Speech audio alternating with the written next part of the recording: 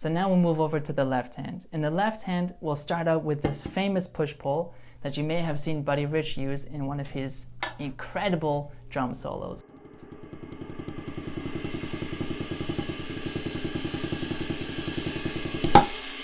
So this one, we're going to use a bit of pushing forward like this and then pulling back.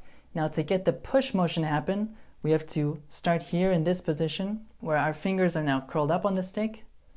And as we push down into the stick, you're going to extend those fingers.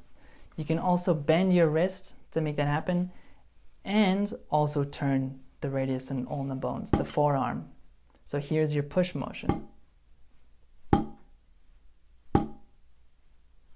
The pull motion comes like that. When you pull these top two fingers and the bottom two fingers together like that to create the pulling stroke, and then you can move your hand back into that starting position. So push, pull, push, pull.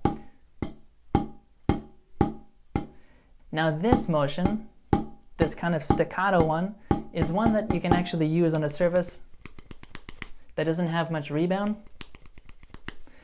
But if you're playing on a snare drum, you can utilize that rebound. So you can actually practice those motions, the push and the pull, and try to include the rebound and feel the rebound of the snare when you play those motions. At this tempo, you can really see how I'm letting the stick bounce with every push and pull movement. Keep the grip loose and do your best to smooth out the transitions between the push and pull.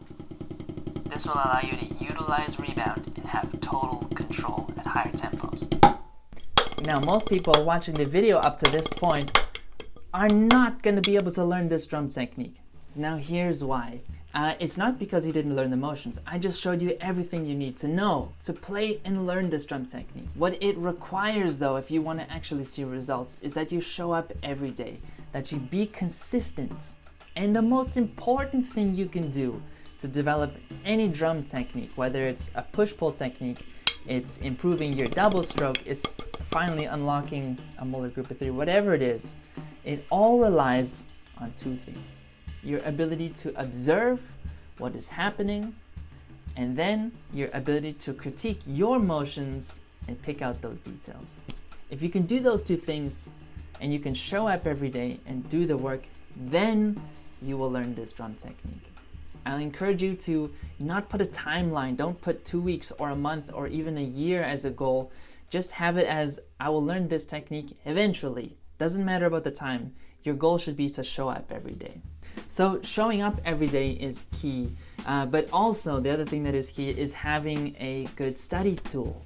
Just like the master painters would do what's called a study piece to study another painting, they copy it.